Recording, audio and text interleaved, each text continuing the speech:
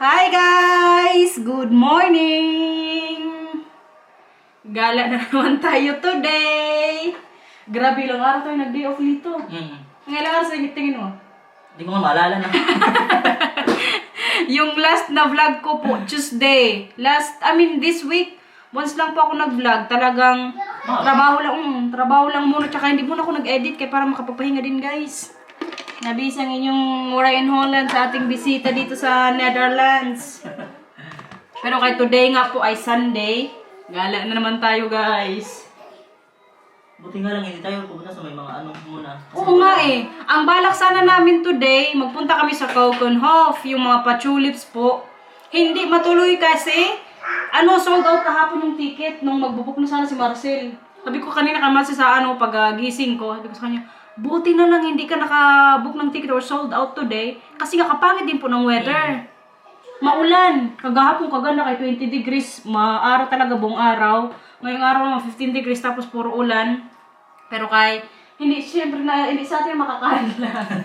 Gagala pa rin po tayo. Rain or shine. Rain or shine, gala tayo. May mga ilang araw din tayo nagtrabaho guys. Lalong-lalo si Lito. Si Lito po kahapon nag-day off din. Day off niya kahapon, nag-city naman siya buong araw. Naki-CR pa doon sa trabaho.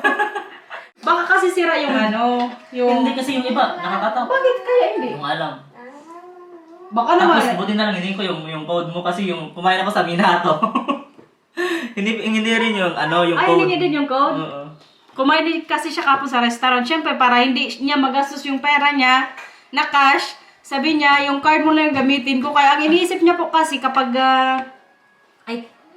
magkain siya sa restaurant tapos yung cash yung ibayad niya, parang magtitip siya kapag cash yung, yung ibayad niya pagkatapos siya magkain. So sabi niya, itiin mo na lang yung gamitin mo. So naligtas po yung pera niya. Tawa ng tawa kapon si Marcel. Sabi pa ni Marcel, magandang trick yan, Lito. Yan ngayon yung panahon sa labas, guys. Diba kabasa, nag-ambon-ambon pa. Kaya panit din kung makapunta kami sa Keukenhof tapos pag ganito yung panahon, no? Timing na lang talaga pag makapunta doon. Pero kasi mga darating na araw din po kasi may day off ako sa Tuyo Farm Steph. Kasi sabi ni Stephanie, parang next week Monday ata. Bukas mag-work pa ko. Tomorrow po ay Lunes. Sa 21, sabi niya, bigyan kita ng choice. So sabi nga po ni Steph, bigyan daw niya ako ng choice kung mag-work ako sa 21. Easter kasi yun sa 21.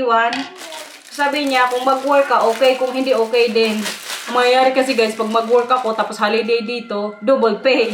So sabi niya, pag gusto mo ng off, pwede din. So ang inisip ko, mag-off na lang ako para makagala din po kami nila Marcel tsaka Lito, tapos mga bata. Kasi ngayon talaga, alam nyo, sobrang busy ko. Kasi yung off ko lang Tuesday tapos Sunday nga. Kaya minsanan na lang talaga ako ding vlog. Pero tinatry ko talaga yung best ko guys na mag-vlog pa din. Para hindi nyo pa rin kami iwan. Abang-abang lang po kayo ha. Huwag kayo mag-alala, hindi tayo mawawala sa YouTube. Hanggat nandyan kayo, matira matibay guys. Kaya today, gagala tayo. Bawi tayo sa mga absent ko ng mga nakarang araw. Yung mga bata pala nakapag breakfast na din kasi nauna po silang tatlo dito sa baba. Kanina, kay maaga na namang nagising si Mila, oy. Sabi ko sa kanya, punta mo si Tito Lito doon. Bumaba kayong tatlo. So kami po ni Marcel lang naiwan sa taas. Gaiga lang doon. Isang araw nga guys. Isang gabi ata yun. Tawa kami ng tawa ni Marcel kaya nung nasa bed na kami. Tapos yung araw na yun ata, grabe, kabisi namin. Tapos yung mga bata, medyo, yun nga, nagaway-away na naman. So parang maka-stress din minsan. Tapos one night nga, nasa bed na kami before namin sila ilagay sa higaan nila. Hindi umiga ako, umiga din si Marcel. Tapos nagtingin na kami dalawa, bigla kami tumawa. Kasi na-realize namin, grabe itong nating buhay. Opo, busy. Tapos sabi ko pa sa kanya, kailan kaya to sila lilipat, no? Yung mag-move out. Papi? Pero joke-joke lang po yun. Parang na-realize na namin, kapagod guys kapag may anak kayo. Yun nga, diba, trabaho pa ako ng dalawang job, which is okay din po. I mean, gustong-gusto ko talaga. Yun nga lang, limited na yung time ko na maggala-gala kasi nga yung oras ko, Tuesday lang tsaka Sunday. Tapos yung Sunday ko, Talagang family day ko po yan. Sa trabaho nga, nag-a-ask sila sa akin na mag-work din ako ng Sunday. Ayaw na ayaw talaga nitong isa. Wag na wag ka talagang pumayag ha, na magtrabaho ka pa ng linggo. Sabi niya, ibigay mo na yan sa amin. Kaya lagi ko yan binibigay din sa kanila kahit kailangan ng trabaho sa Sunday or makakuha ko ng more hours. Hindi ko gagawin din yung kahit, siyempre, kailangan ko din ng time sa pamilya ko. Family first. Yan lagi yung namin, Marcel. Motto. Po!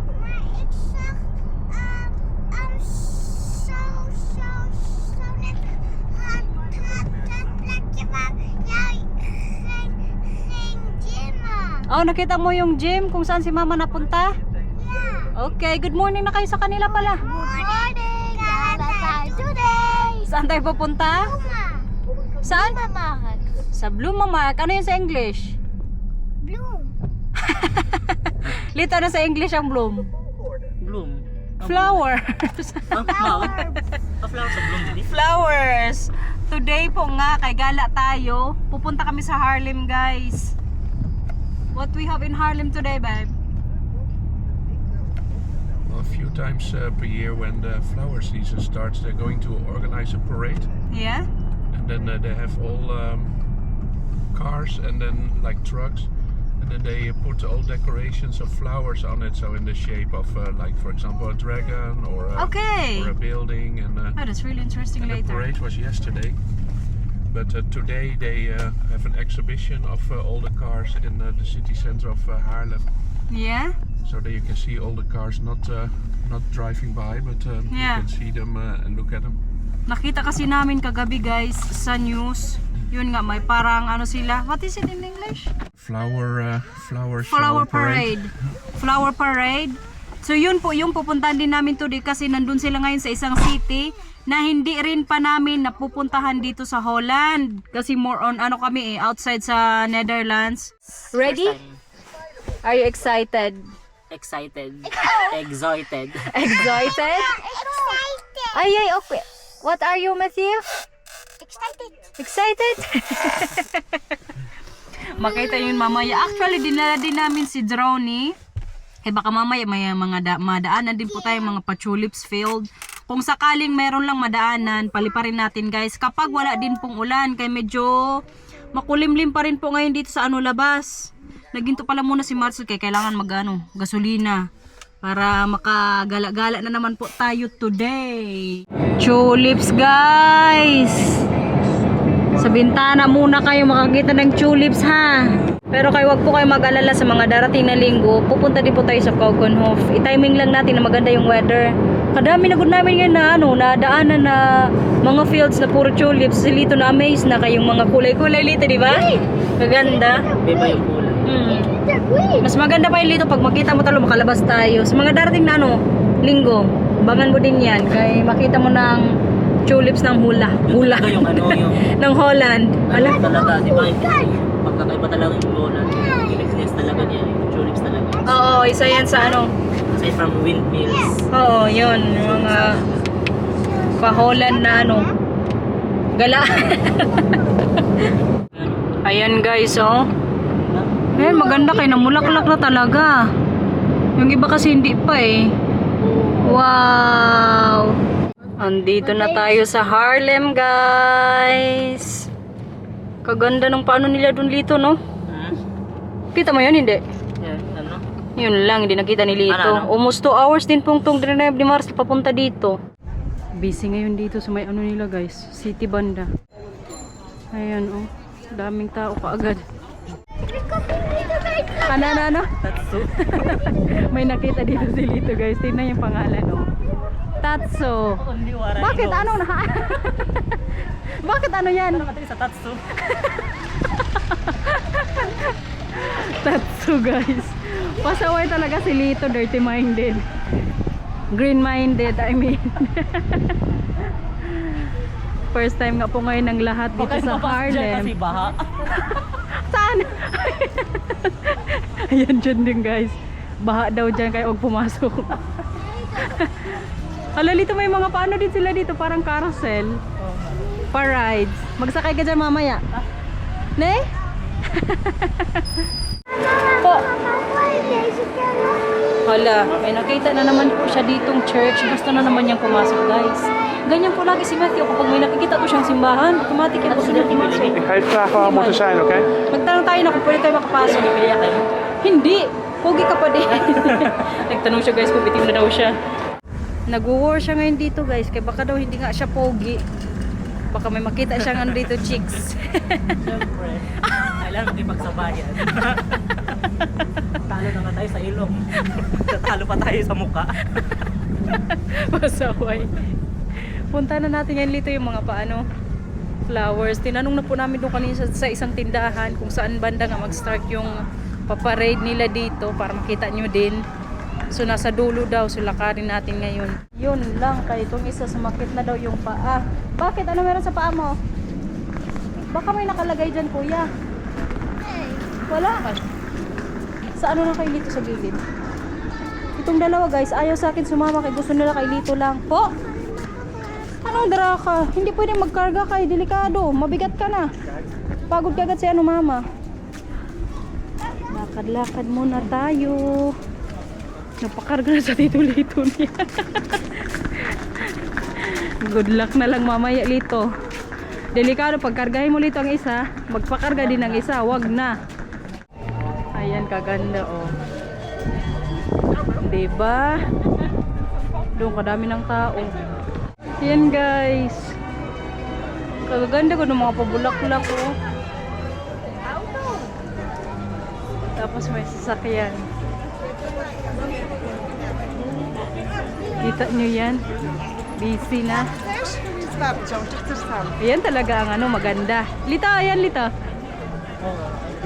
Oh, this is really nice. Wow, Dutch. Dutch GP. What is that for? Ano Lito? Mabango pa. Naamoy mo talaga na ano, fresh, no? Dilaan mo nga. Tuman natin. Kung anong Anong lasa. lasa? Ay, mas yun eh. Bawat. Matthew, dumanitar. Tara, picturean ko kayo dito, kuya. Ayan, guys. Puro ano po yan, bulaklak. Hmm? Grabe talaga effort nila dito sa mga ganito, guys. Oh. Talaga ganda. Amazing. Pagalingan po kasi sila na magawa ng mga ganyan. Ano dito? Okay na yung picture mo. Ando ba sa unahan? Madami. Kuya, Mila, hawak lagi kay Papa, okay? Tara. Parang gusto nilang sumakay dito, guys. Buti na lang dito, hindi din masyadong umulan. Oh. Ayun, mas madami pa eh. Ituro ko sa inyo mama yung nanalo po. Parang hindi yung, oo. Wala itong dalawa na amaze na din sa bukaw. Matthew, Mila, miss, can you have a photo? In front? Ha? Okay. Diyan na. Kuya. Pinipicturean po sila ni ano Marcel. Cute naman. Yan, peacock oh. Yeah, Elmoy. Paano kaya nila nagagawa yung mga ganyan, no? Galing lang ba? Busy na good ngayon dito. Ayan, guys. Ganda din. 30 years na siguro to nilang ginagawa. Okay, may nakalagay po dyan. This is number 2 price. Ah, okay. Ito daw yung second, sabi ni ano Marcel. Ah, yeah. Nakalagay din pala dyan. Yahoo, moy. Ng ating veranday, guys. Na-amaze din dito sa mga pabulaklak. May AJ ka dito na? Yeah? Gusto mo pa magtingin-tingin? Ha? Tahimik siya ngayon. Ayan, Lito, kaganda, oh. Meron din ganyan si ano, Bianan. Po, ay po. Ah, okay. Ito daw yung nanalo nga. Who finished the prize? Brazilian's Carnival. Ito yung nga yung nanalo, guys. It's one. It's the winner. Ah, yeah. Kala ko yun. This is the most beautiful Yeah. one. But I thought that one also included, though. Yeah. Okay. We're together. Kaya man, I think that's why they won because it's really nice but also really big. Deserve din pong mag number 1 kasi kaganda. Nawala na yung mga kasamahan ko dito. Nasaan na sila, Marcel? So yan po yung ano natin, pinunta dito. Worth it din naman kasi kaganda po ng mga pa-flowers nga. Nawala na daw ngayon dito si Lito, guys. Pumunta na daw sa airport, sabi ni Marcel. Malapit lang to kasi yung Harlem sa airport. Talk, babe, it's nearby. 10 minutes from airport. Oh, 10 minutes away lang. Wala si Lito. Sabi ni Marcel, ando na ngayon sa airport. Umuwi na sa Pilipinas. That's why you escaped. Tinatawag ko ngayon. Oy, ito, magpipicture tayo ngayon dito. Ano na You ba thought tayo you na anak? escaped too close to the airport. May mga pa-sound po sila ngayon dito. Pero alam mo yung mga patunog po dyan, pwede din po kayo magbigay ng coins. Ha? Yung ano dyan, pwede kayo magbigay ng coins para sa mga ano nila, patunog-tunog. Ayan guys. Another pa-flowers po. Yeah, di shock mo eh. Paganda din nito guys. Kijken welke prijs die heeft. Ano po? Mag ik kijken welke prijs die heeft? Okay. Kijk maar. Pero wag hawakan, okay? Niet aankomen jongens hè. Ja, soms is het een beetje giftig hoor. Si Matthew, gusto talaga amuyin. Mahilig din po kasi ito si Matthew sa mga bulaklak. Ano yun kuya? Ik wil de prijs gaan kijken. Okay. Dito ano? Anong plano? Picturean kita? Kaya na?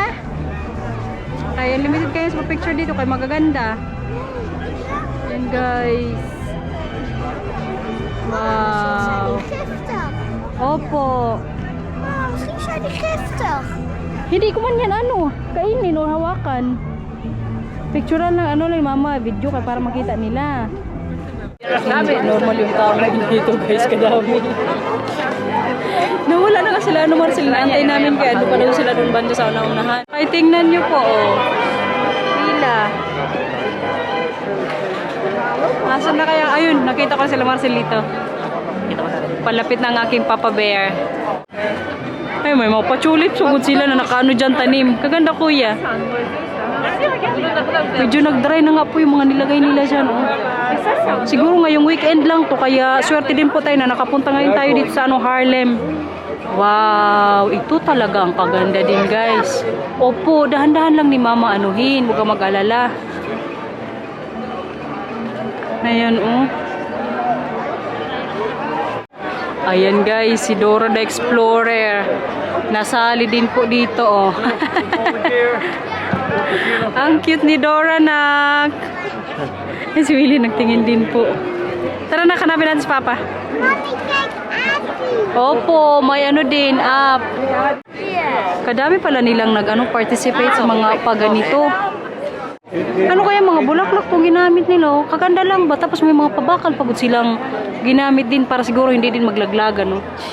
Ito Yamila, meet Darby na. Diba? Nabusog din kayo sa mga bulaklak. Ano nito? Sa ilang size? Oo. May mga nagbebenta din po dito mga original na sapatos guys. Gusto sana nito to. Uy, hawak. Ito, hawakan mo. Kaso malalaki po yung sizes nila. Parang mahirap sila dito. Wala sila dito yung 40 na size. Gusto niyo sanang bilhin kay mura na. 75 euros na lang ata. Kaso kay wala po yung size nila dito na 40. Meron silang 41. Sayang, hindi na naman siya nakabili ng sapatos. Mga ilang linggo na rin yan siyang naghanap-hanap na makabili siya ng sapatos na extra. Kaso kay, yung sizes nga, medyo malalaki. Kung ako sa pantalon ko nahirapan, dito naman sa kanya, sa sapatos naman siya nahirapan, maghanap ng size niya. Kay, yung pinakamaliit Pero na mahal size rin. dito, 41. Sale na pero mahal pa rin. 75 euros. Oh, ilang sa peso na yun. Yun lang, mahal pa din. Pero kay, kung mas mahal ang locos kung original. Hindi, 65 euros lang yung tinignan. Yung isa naman 75. Mas maganda, mas nagustuhan ko yung 65. Pero mga original din talaga yung dito. Oo, original. Mukha lang hindi original kaya nasa street lang po sila. Pero feeling ko original yung kay. Hindi original yun. Oo. Yung Ma-feel mo quality talaga yung ano yan, yung kapal nga ng sapatos. Gese. Gusto yung bumili ng bag guys. Guess daw gese. Maraming mamayang gese. Kaganda, may ano pa oh. Si Olaf. Si Olaf. Wala na, sana naman yung kasamahan natin dito na wala na. Dito si Mila, hawakan mo ha. Mamaya. Matakot talaga kapag Mamaya mga itong nakita natin busy. si Olaf, pero Itong si Mila isa- naman yung... Si Mila kasi siya kasi Matthew, ayaw din sa akin magawa kay gusto nila kay Lito or kay Marcel. Andun sila sa unahan Lito, nakita ko. Doon banda. Ay, nandiyan pala ang ating Papa Bear. Magbili siguro ng pagkain kasi Matthew po medyo nagugutom na. Kain-kain muna. Kaya nagutom na po yung mga bata. Lito, kain ka Lito. Ik niet, dankjewel. Lekker? Was lekker? Upo ka muna dyan kuya kaya para makapagpahinga ka din po. Anong lasa? Sarap. Tamis, di ba? Very typical. What is it again, babe? This one? Stroopwafel. Stroopwafels. Typical, ano, Caramel between cookies. Dutch na cookies. Sarap. Medyo matamisan ako dyan. Hindi masyado. Hindi. Kamalo.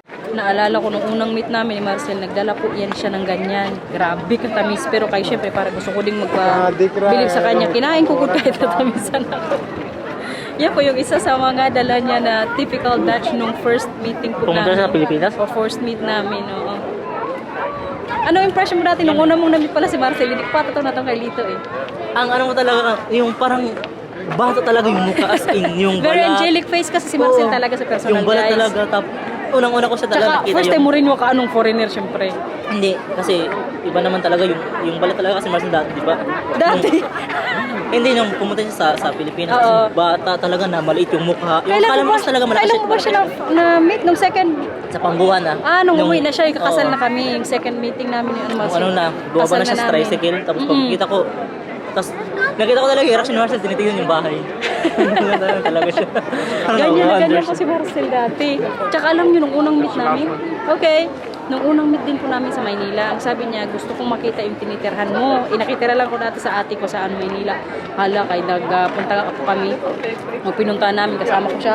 Alam mo ginawa niya? Pinicturean yung CR, yung table. Kasi nga isasin niya sa magulang niya. Ganyan po siya as in. Sabi ko, oo. Sabi ko, bakit? Hindi mas update kung parang gusto niyang makita din ng mga binan ko yung ano ko ba, Buhay. yung buhay ko, yung tinitirhan ko, yung street, pinicturean niya din yung lahat, guys.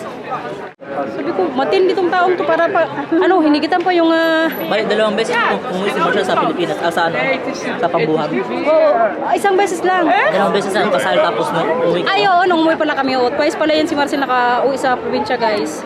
Pero nung first meeting nga po namin, sa ano lang kami Maynila, tapos nung second meeting na namin, yun na yung diretso na ano kasal, December yun, 2017. Imagine niyo yun, nag-meet kami 2017 January. Tapos kasal diretso sa December. Kasi nga yung process din po na makapunta dito sa Holland, hindi din basta-basta, guys.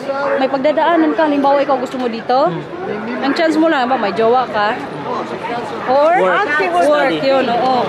Pero kung kuha din po kayo ng residence permit po dito sa Holland, kung may partner kayo, kailangan nyo talagang mag-undergo Ano rin ng kasi exam. dito, oo, kaya talaga yung language talaga. Mahirap, no? Pag-aralan. Mahirap. Mahirap. Ako dati, alam nyo, nung first vacation ko nga dito, yun yung ginawa ko. Tinuruan talaga po ako ni Marcel ng Dutch. Tapos, nung first meeting din namin, hindi ko alam kung na-mention ko sa inyo. Nung unang meet po namin sa Maynila, April yun, 2017, may dala na yan siyang laptop. Bagong laptop, binilhan yung niya HP? ako. Oo, yung nasa na ngayon. Nasa akin na. Ako yung mga tagapagmanan mga ito. Kaya Oo. yung tatlong camera dyan. Mana-mana din. Nagpaparanig na to siya lagi na gusto niyang bagong iPhone. Wala pera, uy. Buang. So yun na nga, nagdala din yan si Marcel, guys, ng bagong laptop kaya para matuto po akong mag-Dutch. Bumili siya ng bagong book, yung Nederland. Yan yung ginamit kong book para matuto kong mag-Dutch. So yun, yung first meeting namin, dala na niya yung mga kailangan kong aralin para makapunta po dito sa Holland. Tapos siya din po talaga yung naging teacher ko para mapasa ko yung exam dyan sa embassy. Kaya ginawa namin 3 months ako dito sa Holland. Talagang ni-review na niya din ako, tapos inaral namin yung Dutch na mga basic words muna, numbers. So yun, napakwento tuloy tayo sa first meeting natin. Kaya mabilis din po ako nakapunta dito sa Netherlands within 1 year po. Pero kung hindi din hindi ka makapasa-pasa sa exam, abutin ka ng years bago ka makapunta dito. Pero grabe talaga, nung umuwi verification. talaga yung sa Marcel nung nag-iigib talaga siya. No? Uy, oo, grabe yun, guys. Talaga yan Sabi ko sa Mag-iigib kanya, talaga siya pag mag-washing. Oo, sabi ko po, kay sa bahay po kasi dati namin, 2017 yun, ba, sabi natin 6 years ago, wala talaga kaming gripo. Bomba lang, bomba. Si Marcel nagbomba to siya. Pagigib talaga yan siya. Ano ba, Para malaba ano ako? yung normal na buhay, gusto niya talaga ma-experience. Kaya sabi ko sa kanya, mag-hotel ka na lang. Kaya nahiya ako eh. Tapos alam nyo guys, kadami pa naman mga langgam, mga lamok.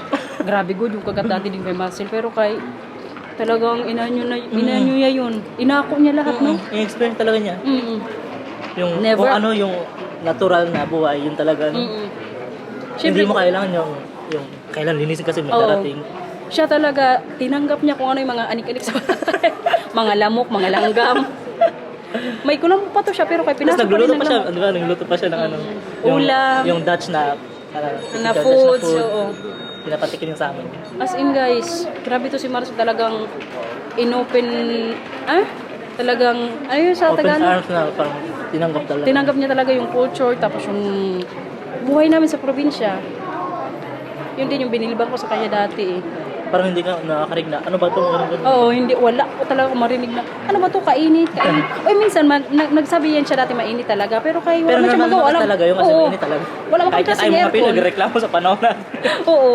Pero yung pangalawang uwi na niya sa probinsya, yun talaga yung nagpakabit na ako ng aircon sa bahay. Kasi nga, yun, may mga anak na kami. Naalala ko noon, may bagyo tuwang-tuwa siya kasi malamig daw. Oo.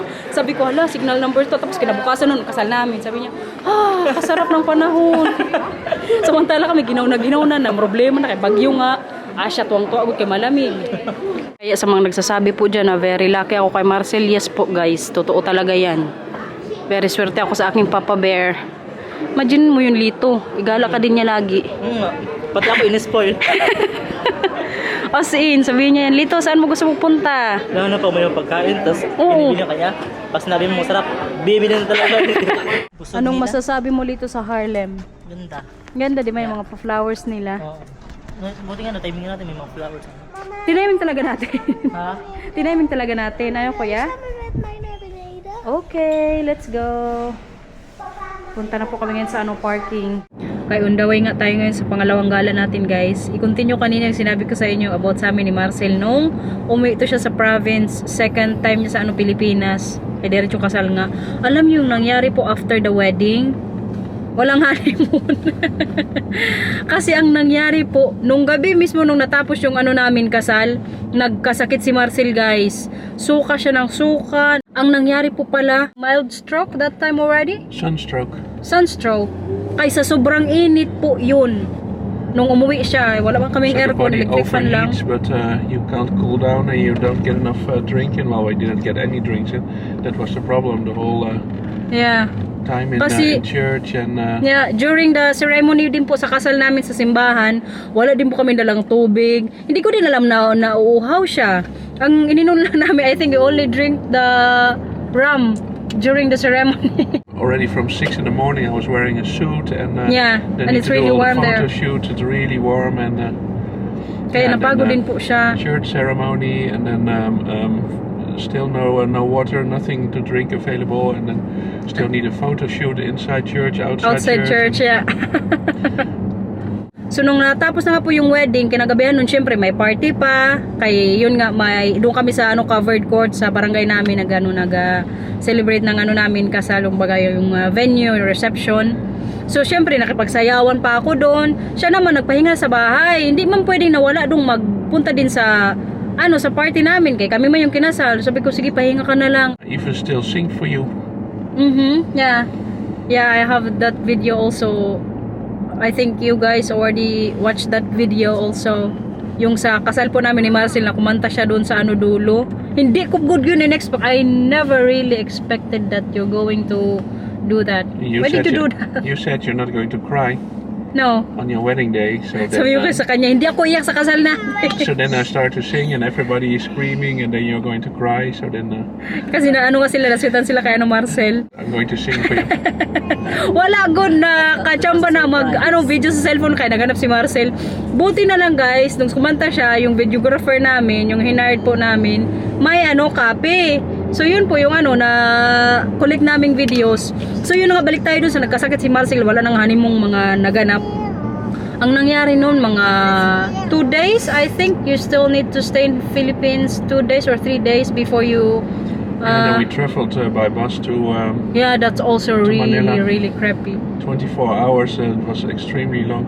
nag-boost din po kasi to si Marcel, guys. As in talagang in-experience niya po lahat yung mga pinagdadaanan namin kung uuwi sa yung pauwi sa probinsya o papuntang Maynila.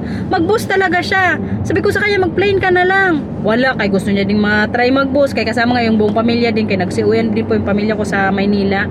Grabe din yung struggle niya nung time na yun. Oo, sila Ate Miley, sa Ate Glenda. Kaya grabe din talaga yung pinagdaanan ni Marcel, guys. Para lang mapakasal kay Waray in Holland. Tapos wait lang. Oh, wait. I also ask you, I think a night before you flew back to Holland, I asked you if you're still happy that we're married, because I thought that, yeah, it looks like Marcel is not happy anymore. Sick. Yeah, it's just really sick. So I was, kaya iniisip ko po nung time na yun, masaya ba to na kinasal kami? Tumal pa palaway natin doon.